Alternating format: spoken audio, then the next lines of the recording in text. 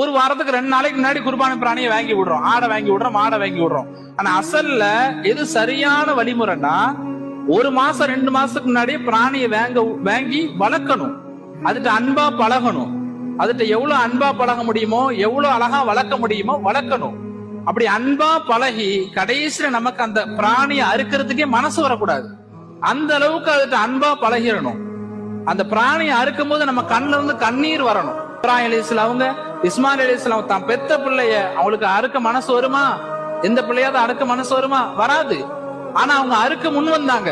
காரணம் அல்லாஹ்வுக்காக வேண்டி அவங்க செஞ்ச தியாகம்.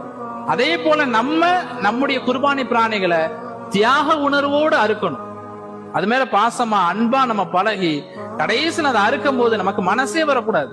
அறுக்கணுமா அப்படின்னு மனசே வராம அப்ப அறுக்கிறோம் பாத்தீங்களா, அதுதான் உண்மையான தியாகம்.